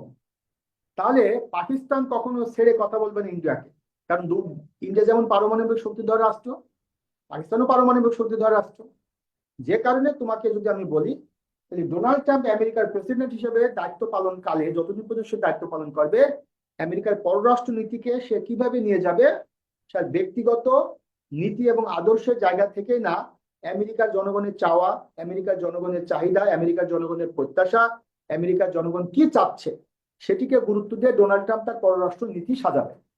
একই সাথে কোনো ব্যক্তি যখন প্রেসিডেন্ট হিসেবে বা প্রধানমন্ত্রী হিসেবে দায়িত্ব পালনকালে করে, তখন সে ব্যক্তির ব্যক্তিগত নীতি এবং আদর্শ কিন্তু তার পররাষ্ট্র নীতির উপরে প্রভাব ফেলে। যেমন বর্তমানে যে রাশিয়া, এই রাশিয়ার যে পররাষ্ট্র নীতি, সে পররাষ্ট্র নীতি নির্ধারিত হচ্ছে কিন্তু বর্তমানে প্রেসিডেন্ট ভ্লাদিমির পুতিনের নীতি এবং আদর্শ অনেকাংশে তার উপরে প্রভাব ফেলছে। কারণ ভ্লাদিমির পুতিনের যে নীতি এবং আদর্শ, সেটা হচ্ছে যে পূর্ব ইউরোপে রাশিয়াকে একটি বৃহৎ শক্তিধর রাষ্ট্র হিসেবে এককভাবে প্রতিষ্ঠা করা।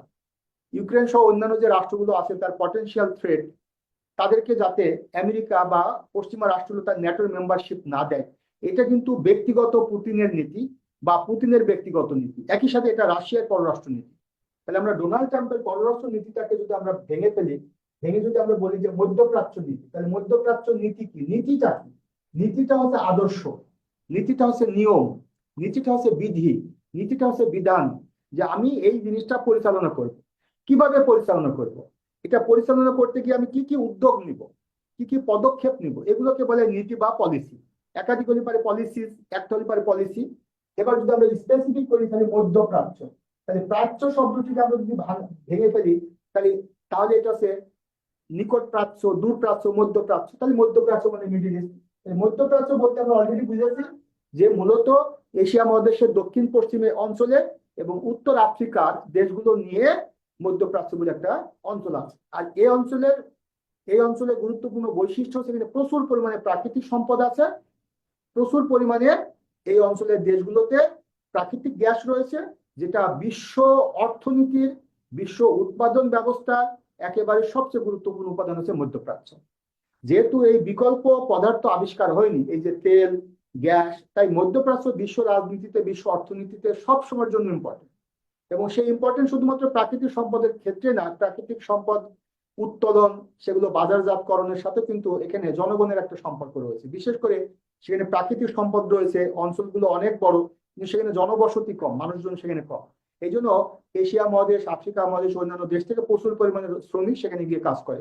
কাজে মিডল ইস্ট হচ্ছে, বিভিন্ন ক্ষেত্রে মিডল ইস্টকে আমরা গুরুত্বপূর্ণ মনে করতে পারি, প্রাকৃতিক সম্পদের কারণে মনে করতে পারি। তারপরে শ্রমের একটা বড় বাজার কিন্তু মধ্যপ্রাচ্য। কাজে মধ্যপ্রাচ্যে যদি কোনো অস্থিতিশীল অবস্থা থাকে, মধ্যপ্রাচ্যে যদি কোনো যুদ্ধ চলে, তাহলে সেখানে যদি শ্রমিকরা তাদের কাজের ব্যবস্থা যদি না থাকে, তারা যদি তাদের নিজ দেশে ফেরত যায়, তাহলে একটা দেশে বড় আকারে ধাক্কা খাবে। তার রেমিটেন্স যদি না থাকে, সেটা অ্যানাদার ডিসকাশন, সেদিকে আমি যাবো না, এটা অনেক বড় ডিসকাশন যে মধ্যপ্রাচ্য ক্রাইসিস বাংলাদেশের উপর কি প্রভাব ফেলতে পারে। মধ্যপ্রাচ্যে আমাদের প্রচুর পরিমাণে শ্রমিক রয়েছে, শ্রমিকরা আমাদের দেশে ফরেন রেমিটেন্স পাঠাচ্ছে, রেমিটেন্সের কারণে আমাদের ফরেন রিজার্ভ বাড়ছে, রিজার্ভ বাড়ার কারণে আমরা আমদানি ব্যয় মেটাতে পারছি। আমাদের এই অনেক কিছু আছে, অর্থনৈতিক চ্যালেঞ্জগুলো অনেক কিছু আছে। এখন যদি আমরা ডোনাল্ড ট্রাম্পের মধ্যপ্রাচ্য নীতিটাকে বিশ্লেষণ করি, খুব সংক্ষেপে যদি বলি যে ডোনাল্ড ট্রাম্পের হ্যাঁ বলো, আমাদের কারো কোনো প্রশ্ন থাকে আমাকে প্রশ্ন করতে পারো।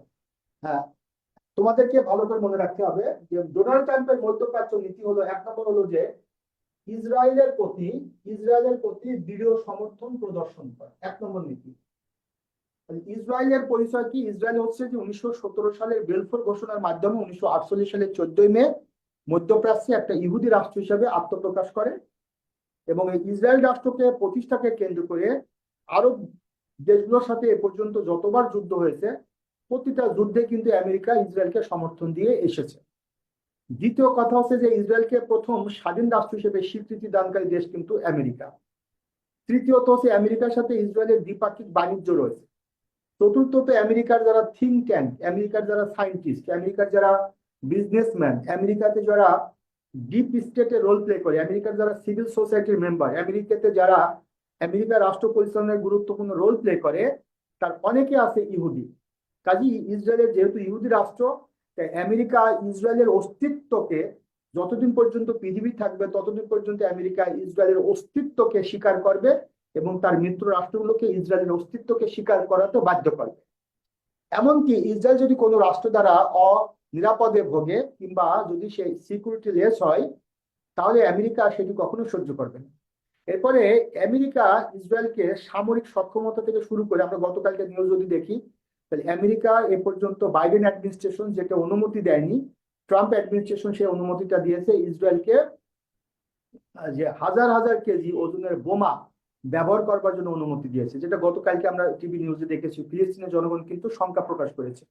এবং আমরা জানি যে এই গাজা স্ট্রাইক, এটি একটা, যদি আমি বলি বর্তমানে অত্যন্ত ধ্বংসস্তূপে পরিণত হয়েছে। জো বাইডেনের আকাঙ্ক্ষা এই অঞ্চলটিতে সে তার মতো করে প্রভাব বিস্তার করবে, আমেরিকার অংশ হিসেবে প্রতিষ্ঠা করবে। এবং অলরেডি আমরা নেতানিয়াহু, ইসরায়েলের প্রধানমন্ত্রী, সে বলছে যে সৌদি আরবে অনেক জায়গা আছে, সেখানে ফিলিস্তিনের মানুষদেরকে নিয়ে সেখানে একটা রাষ্ট্র গঠন করতে। এটা নিয়ে মিশর সহ সৌদি আরব সহ অনেক আরব রাষ্ট্র একটা প্রতিক্রিয়া জানিয়েছে। তার মানে আমরা যদি সংক্ষেপে বলি, মধ্যপ্রাচ্য নীতিটার মধ্যে প্রথম কথা হচ্ছে ইসরায়েলের প্রতি দৃঢ় সমর্থন প্রদর্শন করা। এর অর্থ হচ্ছে ইসরায়েলকে সর্বদিক থেকে সাহায্য করা, সহযোগিতা করা, ব্যবসা বাণিজ্য সামরিক সব দিক থেকে ইসরায়েলকে প্রোটেক্ট করা। ইসরায়েলের এগেইনস্টে ইউনাইটেড নেশনসে কোনো যদি প্রপোজাল বা কোনো যদি একটা প্রস্তাব যদি উত্থাপিত হয়, সে প্রস্তাবকে ভেটো প্রয়োগের মাধ্যমে সেটিকে নষ্ট করে দেওয়া। অর্থাৎ ইসরায়েল যাতে কোনোভাবে কোনো রাষ্ট্র দ্বারা কোনোভাবে কোনো সিকিউরিটি থ্রেটের শিকার না হয়, সেটি ইরান বলি কিংবা অন্য কোনো রাষ্ট্র বলি, সিরিয়া বলি, সেই বিষয়গুলোকে মোকাবেলা করা। এটাকে যদি সংক্ষেপে বলি, ইসরায়েলকে সমর্থন করা, ইসরায়েলকে নিরাপদ করা, ইসরায়েলের স্বার্থকে গুরুত্ব দেওয়া, ইসরায়েলকে টিকিয়ে রাখা, ইসরায়েলের অস্তিত্বকে স্বীকার করা এবং ইসরায়েলের দ্বারা যে সমস্ত কর্মকাণ্ড সংগঠিত হবে সমস্ত কর্মকাণ্ডকে সমর্থন করা। দ্বিতীয় কথা হচ্ছে যে আরেকটি বর্তমানে বিদেশ নীতি হচ্ছে যে ফিলিস্তিন ইসরায়েল সংঘাত নিরসনে বিভিন্ন উদ্যোগ গ্রহণ করা। তো এই ফিলিস্তিন এবং ইসরায়েল সংঘাত নিরসনে বিভিন্ন উদ্যোগ গ্রহণ করা, এটা হচ্ছে তার দ্বিতীয় বিদেশ নীতি। এর অর্থ হচ্ছে ফিলিস্তিনের সাথে ইসরায়েলের যাতে সংঘাত তৈরি না হয়, এটা হচ্ছে গুরুত্বপূর্ণ কম কথা, এটা হচ্ছে বেশি গুরুত্বপূর্ণ কথা। তার মানে আলটিমেটলি এই অঞ্চলে সে সংঘাত চায় না, এই অঞ্চলে সে সংঘাত চায় না, সে শান্তি চায়। আবার এটাও চায় শান্তির পাশাপাশি সেটা হলো যে বর্তমানে যে ইসরায়েল, সে ইসরায়েলের প্রভাব যাতে এই অঞ্চলে অক্ষুণ্ণ থাকুক, ইসরায়েলের সাথে আমেরিকার সম্পর্ক আরো বেশি বৃদ্ধি পাক, সেটা চায়। এই লক্ষ্যে অর্থাৎ এই যে দুটি তার বিদেশ নীতি, একটা ইসরায়েলের প্রতি দৃঢ় সমর্থন প্রদর্শন করা, ফিলিস্তিন ইসরায়েল সংঘাত নিরসনে বিভিন্ন উদ্যোগ গ্রহণ করা, এই লক্ষ্যে ডোনাল্ড ট্রাম্প সম্প্রতি ফিলিস্তিনের গাজায় ইসরায়েল এবং হামাসের মধ্যে যে যুদ্ধবিরতি চুক্তি সম্পন্ন হয়েছে, এই চুক্তিকে তিনি একটি ঐতিহাসিক মুহূর্ত হিসেবে উল্লেখ করেছেন। সম্প্রতি হামাস এবং ইসরায়েলের মধ্যে যে যুদ্ধবিরতি চুক্তি হয়েছে, এই চুক্তিকে তিনি ঐতিহাসিক মুহূর্ত হিসেবে একটা হিস্ট্রিক মোমেন্ট হিসেবে উল্লেখ করেছেন। অর্থাৎ এটাকে তিনি সাধুবাদ জানিয়েছেন। এই চুক্তির মাধ্যমে হামাস ইসরায়েলের যে বন্দী যারা আছে তাদেরকে মুক্তি দিচ্ছে, ইসরায়েল হামাসের যারা বন্দী তাদেরকে মুক্তি দিচ্ছে। অর্থাৎ এই অঞ্চলে একটা শান্তি থাকুক, এটা হচ্ছে আপাতত অল্প কথা। তবে তবে এই যে ডোনাল্ড ট্রাম্পের যে নীতি, সেই নীতিকে সমালোচনা করেছেন তুরস্কের প্রেসিডেন্ট রিসেপ তাইয়েপ এরদোগান। অর্থাৎ তবে ডোনাল্ড ট্রাম্পের নীতির সমালোচনা করেছেন তুরস্কের প্রেসিডেন্ট রিসেপ তাইয়েপ এরদোগান, কেননা তিনি মনে করেন ট্রাম্প মধ্যপ্রাচ্য নিয়ে ভুল হিসাব করছে এবং এই নীতির সংঘাত আরো বাড়াতে পারে। কেন? কারণ যদি তিনি মনে করেন যে এই অঞ্চলে ইসরায়েল তার প্রোটেক্ট করার জন্য নিজেকে যা কিছু করবে, আমেরিকা সেটাকে সমর্থন করবে, তাহলে ইসরায়েল যদি আগামীতে যদি ইরানকে অ্যাটাক করে, সিরিয়াকে অ্যাটাক করে, লেবাননকে অ্যাটাক করে, যারা ইসরায়েলের প্রতিপক্ষ বা ইসরায়েলের পটেনশিয়াল থ্রেট, তাহলে সেই অ্যাটাককে যদি ইউএস এর সমর্থন করে, তাহলে এই অঞ্চলে যে টেরোরিস্ট গ্রুপস রয়েছে বা আল্ট্রা ন্যাশনালিস্ট গ্রুপস রয়েছে, সে গ্রুপসগুলোর যে আনাগোনা এটা বৃদ্ধি পাবে। এই সুযোগে মিডল ইস্টে যে একটা নতুন করে ক্রাইসিস তৈরি হবে, এতে করে আমেরিকা সহ তার যে মিত্র রাষ্ট্রগুলো আছে, তাদের যে ওয়ার্ল্ড ওয়াইড কম্পিটিটর চায়না এবং রাশিয়া আরো বেশি এখানে ইনভলভ হবে। অলরেডি সিরিয়ার প্রেসিডেন্ট বাশার আল আসাদ ক্ষমতাচ্যুত হয়েছে। বাশার আল আসাদ ক্ষমতাচ্যুত হওয়ার কারণে রাশিয়ার যে প্রভাব, এটা অনেকাংশে ক্ষুণ্ণ হয়েছে। ইরানের সাথে চীনের একটা চুক্তি আছে, ইরান যদি আক্রান্ত হয় চীন তাকে সহযোগিতা করবে, অনেক কিছু রয়েছে। দ্বিতীয় কথা হচ্ছে যে ট্রাম্প প্রশাসন ইসরায়েল ও আরব দেশগুলোর মধ্যে সম্পর্ক স্বাভাবিক করতে আব্রাহাম অ্যাকর্ড, যেটা সেই চুক্তির মাধ্যমে মধ্যস্থতা করেছে, যা ইসরায়েলের অবস্থানকে সুসংহত করেছে এবং ফিলিস্তিন স্বাধীনতার প্রশ্নকে প্রভাবিত। অর্থাৎ এই চুক্তির মাধ্যমে ইসরায়েলের প্রভাব প্রতিপত্তি আরো বৃদ্ধি পাবে এবং ফিলিস্তিনের স্বাধীনতা প্রশ্ন বৃদ্ধি হবে। আদৌ কি ফিলিস্তিন স্বাধীন হবে কিনা? সাম্প্রতিক সময় অর্থাৎ ভেরি রিসেন্ট ট্রাম্প গাজা দখলের পরিকল্পনা গ্রহণ করেছে। অর্থাৎ ট্রাম্প হচ্ছে গাজা স্ট্রাইক, এটা সে দখল করে আমেরিকার অংশ হিসাবে প্রতিষ্ঠা করতে চাচ্ছে, যা যুক্তরাষ্ট্র এবং মধ্যপ্রাচ্যের আরব দেশগুলোর মধ্যে দূরত্ব বাড়িয়েছে এবং সৌদি আরবের জন্য ইসরায়েলকে স্বীকৃতি দেওয়ার যে সম্ভাবনা সেটা কমিয়ে দিয়েছে। অর্থাৎ ট্রাম্প যদি গাজা অঞ্চলটিকে আমেরিকার অংশ হিসেবে প্রতিষ্ঠা করতে চায়, তাহলে মধ্যপ্রাচ্যের যে আরব দেশগুলো রয়েছে, বিশেষ করে সৌদি আরব সহ আরব যে রাষ্ট্রগুলো রয়েছে, ইসরায়েলকে যে রাষ্ট্র হিসেবে স্বীকৃতি দিবে, এই সম্ভাবনা কিন্তু আলটিমেটলি কমে যাবে। একই সাথে মধ্যপ্রাচ্যের দেশগুলোর সাথে সৌদি আরবের মতো দেশগুলোর সাথে আমেরিকার যে দূরত্ব বাড়বে, তাতে করে আমেরিকার অর্থনীতির উপর একটা প্রভাব পড়বে। কেননা এই অঞ্চলের দেশগুলো তাদের অস্ত্র কেনার ক্ষেত্রে আমেরিকাকে প্রায়োরিটি দেয়। কেননা আমেরিকা তো এই অঞ্চলে এক ধরনের অস্থিতিশীল অবস্থা বিরাজমান থাকুক, এটা কিন্তু আলটিমেটলি চায়। এবং এই অঞ্চলের দেশগুলোর কাছ থেকে আমেরিকা প্রচুর পরিমাণে খনিজ তেল সহ প্রাকৃতিক গ্যাস সহ অনেক কিছু তারা আমদানি করে, আবার আমেরিকা এই অঞ্চলে অস্ত্র বিক্রি করে। কাজে এই অঞ্চলে জাতিগত কিংবা আদর্শগত যে কোনো প্রকার সংঘাত যদি টিকে থাকে, তাহলে আমেরিকার অস্ত্রের প্রয়োজন হবে। এবং আমেরিকা ওয়ার্ল্ড ওয়াইড অস্ত্র রপ্তানিতে বিশ্বের শীর্ষ দেশ। লকহিড মার্টিন সহ অনেক গুরুত্বপূর্ণ কোম্পানি আছে যারা প্রচুর পরিমাণে অস্ত্র উৎপাদন করে। তৃতীয়ত কথা, যে সর্বশেষ যে কথাটি দাঁড়াবে সেটা হচ্ছে যে হামাস এবং ইসরায়েলের মধ্যে যে যুদ্ধবিরতির পর ট্রাম্প মধ্যপ্রাচ্য সফরের একটা পরিকল্পনা করেছেন, যদিও তার সময়সূচি এখনো চূড়ান্ত হয়নি। এখন আমরা যদি স্পেসিফিক করি, এই কথাগুলোকে যদি আমরা একটু স্পেসিফিক করি, তাহলে আমেরিকার প্রেসিডেন্ট ডোনাল্ড ট্রাম্পের মিডল ইস্ট পলিসিটা কি? আমি আবার বলছি, যারা 46তম বিসিএস লিখিত পরীক্ষা দিবা, 47তম বিসিএস প্রিলি পরীক্ষা দিবা, 45তম বিসিএস ভাইবা দিবা, 44তম ভাইবা দিচ্ছ, সবার জন্য এই আলোচনাটা ভেরি ভেরি ভেরি ইম্পর্টেন্ট। কাজে এখানে তোমাকে মূল কথাটা হচ্ছে যে ডোনাল্ড ট্রাম্পের মিডল ইস্ট পলিসি যদি আমরা অ্যানালাইসিস করি, নাম্বার 1 কথাটা হচ্ছে যে ইসরায়েলের প্রতি দৃঢ় সমর্থন অব্যাহত রাখা।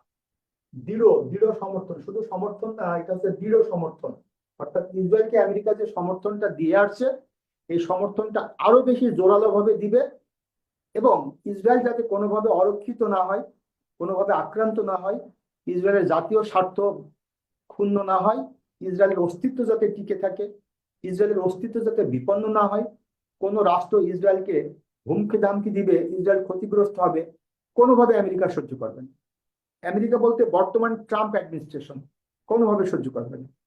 দ্বিতীয় কথা হচ্ছে যে আরব যে দেশগুলো রয়েছে, সেই দেশগুলোর সাথে কিন্তু সে ট্রাম্প সম্পর্ককে স্বাভাবিক করবে, অর্থাৎ নর্মালাইজ করবে। আরব দেশগুলোর সাথে সম্পর্ক ভালো করে তাদের কাছে অস্ত্র বিক্রি করবে, তাদের কাছে তেল আমদানি করবে। তৃতীয়ত, ফিলিস্তিন এবং ইসরায়েল সংঘাত নিরসনে বিভিন্ন উদ্যোগ গ্রহণ করবে। এটা দৃশ্যমান ভালো কথা, কিন্তু এটার মধ্যেও কিন্তু আমেরিকা তার ইসরায়েলের স্বার্থকেই গুরুত্ব দিবে। চতুর্থত যদি আমি বলি, সেটা হচ্ছে যে ইরানকে শক্তিধর রাষ্ট্রে পরিণত হতে না দেওয়া। ইরান যাতে কোনো প্রকার শক্তিধর রাষ্ট্রে পরিণত না হয়, যেটি হলে ইসরায়েলের জন্য ক্ষতি হবে, আমেরিকার জন্য ক্ষতি হবে, সে কাজটা সে করতে দিবে না। একই সাথে মধ্যপ্রাচ্যে চীন কিংবা রাশিয়ার প্রভাব শূন্য পায় এবং অন্যান্য।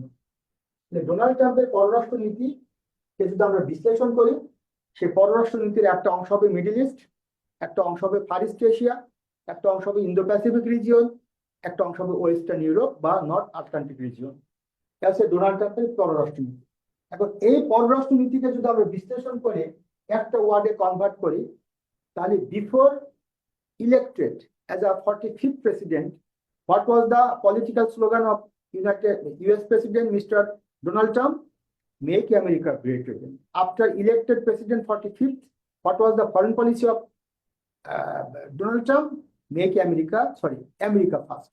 অর্থাৎ এই নীতিকে যদি আমরা বিশ্লেষণ করি, তাহলে এই নীতিগুলোকে যদি আমরা মধ্যপ্রাচ্য কেন্দ্রিক বিশ্লেষণ করি, তাহলে ট্রাম্প বলতে চাচ্ছে আমেরিকার জনগণকে, আমার কাছে আমেরিকার স্বার্থ গুরুত্ব পাবে, আমার কাছে আমেরিকার স্বার্থ গুরুত্ব পাবে। এর অর্থ হচ্ছে যে ইসরায়েলের স্বার্থকে টিকিয়ে রাখা, আরব দেশগুলোর সাথে সম্পর্ক রাখা, ইরানকে শক্তিধর রাষ্ট্রে পরিণত না হতে দেওয়া, রাশিয়ার প্রভাব ক্ষুণ্ণ করা, চীনের প্রভাব ক্ষুণ্ণ করা, এবং এই অঞ্চলে আমেরিকার স্বার্থকে গুরুত্ব দেওয়া। এর অর্থ হচ্ছে ইসরায়েলের স্বার্থকে গুরুত্ব দেওয়া। ভারত মহাসাগরীয় অঞ্চলকে ভারতকে গুরুত্ব দেওয়া, এর অর্থ আমেরিকার স্বার্থকে গুরুত্ব দেওয়া। প্রশান্ত মহাসাগরীয় অঞ্চলে চীনের প্রভাব বিস্তার রোধকল্পে অন্যান্য দেশগুলোকে সমর্থন করা, মানে এটা আমেরিকার জাতীয় স্বার্থ। তার মানে তোমাদেরকে এই প্রশ্নটি বিভিন্ন আঙ্গিকে দিতে পারে লিখিত পরীক্ষায়, যে মেক আমেরিকা গ্রেট এগেন এটা কার রাজনৈতিক নীতি স্লোগান, প্রিলিমিনারি দিতে পারে। কিংবা আমেরিকা ফার্স্ট এটা কার নীতি, ট্রাম্পের। আর যদি লিখিত পরীক্ষা প্রশ্নটি আসে আমেরিকা প্রথম, এই নীতির উপর ভিত্তি করে ডোনাল্ড ট্রাম্পের যে বিদেশ নীতি, সেটা আন্তর্জাতিক বিশ্বে আমেরিকার স্বার্থকে কিভাবে রক্ষা করবে।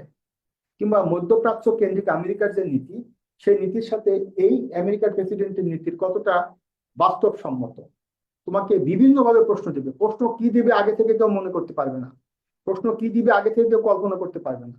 বাট আমি অত্যন্ত বিশ্বাসের সাথে বলি, অত্যন্ত গর্বের সাথে বলি, সিভিল সার্ভিস নিয়ে গবেষণা আমার দীর্ঘদিনের। এই কারণে আমি অনুমান করে বলি যে এই টপিক থেকে তোমাদের সম্ভাব্য প্রশ্ন কি দিতে পারে। তোমরা যারা প্রিলিমিনারি পরীক্ষা দিবা, লিখিত ক্যান্ডিডেট, লিখিত পরীক্ষা দিবা, একই সাথে ভাইবা পরীক্ষা দিবা, তোমাদের এখান থেকে তোমাদের যে কোনো প্রশ্ন আসলে মধ্যপ্রাচ্য নীতি, মধ্যপ্রাচ্য নীতির ক্ষেত্রে ট্রাম্প কি গুরুত্ব দিচ্ছে, আমেরিকা কেন গুরুত্ব দেয়, আশা করি তোমরা লিখতে পারবা। তো তোমরা একটু ফিডব্যাক দাও। আজকে আমাদের একটা টেস্ট কেস ছিল, মানে ক্লাসটা তো টোটালি টেস্ট কেস। মাঝখানে আমার জুমের যে লাইসেন্সটা সেটাও হয়ে গেছিল। আমি তোমাদেরকে বুঝাতে পারলাম কিনা বলো। আবু সাহেব বলো, তোমার আবু সাহেবের কমেন্টটা প্রথমে শুনে আমি। বলো আবু সাহেব, তুমি কি ক্লিয়ার কিনা আজকে? স্যার, জি স্যার, বিষয়টা ক্লিয়ার, ঠিক আছে। তবে এটা দরকার ছিল আর কি আমাদের। এটা এমন এই যে দুটা প্রশ্ন দেখলাম, হ্যাঁ, দুটো প্রশ্ন তো আসলে আহ, এখন তো একবার নতুন, এটা তো মানে রিসেন্ট বিষয়, এটা আসলে এভাবে ব্যাখ্যা স্বরূপ কেউ দিতে পারবে না, না যেটা তুমি যেটা আমরা দেখবা এখানে বাংলাদেশে, জি স্যার। এই বাংলাদেশে অনলাইন জগতে অনেক টিচার আছে। আমি কোনো টিচারকে দুর্নাম করে বলি না, কার সম্পর্কে কথা বলি না। বলো সাইমন, বলো আমি ঠিক বলছি কিনা। এভাবে ডিপলি পড়ানোর মতো টিচার তুমি পাবা কিনা বলো তো দেখি। আমাকে আমাকে প্রশংসা করে বলার দরকার নেই। না স্যার, ঠিক আছে স্যার। এটা এটাকে কেউ ডিপলি পড়াতে চায় না। 2 নম্বর হচ্ছে পড়াতে চাইলেও কেউ আন্তরিকতার সাথে পড়াতে পারে না। কারণ আমি তোমাকে একটা কম্বাইন ভাবে দেখিয়ে দিলাম যে এখান থেকে প্রশ্নটা তোমার কিভাবে দিতে পারে। তো আমরা আগামীকালকে তোমাদের আমি ক্লাসটা একটু পিছিয়ে দিব। বলতে এখন যেহেতু গ্রীষ্মকাল আসছে, আগে তোমাদেরকে ক্লাসটা আমি 11:30 নিতাম। আমি লিখিত ক্লাসটা নেবো হচ্ছে 9:30 থেকে। আর তোমাদের পিলি ক্লাসটা নেবো, যারা পিলি ক্লাসটা আজকে করলে তাদের পিলি ক্লাসটা নিবো আমি মোটামুটি 11টার দিকে। ইনশাল্লাহ তোমরা নিশ্চিত থাকো। আর আল্লাহ বাসালে ইনশাল্লাহ কোনো প্রকার দুর্ঘটনা যদি না ঘটে, ইনশাল্লাহ আমার সবই তো এখন ওকে দেখতেছি সবকিছু। আগামীকালকে তোমাদের পিলির ব্যাচে ক্লাস হবে 11টায়, আর লিখিত ব্যাচে ক্লাস হবে 9:30টায়। তো স্যার, ঠিক এটা আছে, ভালো হয়। হ্যাঁ, স্যার, আগামীকালকে ভালো হয়। থেকে।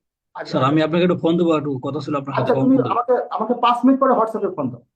ও আচ্ছা, ঠিক আছে স্যার। ঠিক আছে, ঠিক ঠিক আছে। আছে।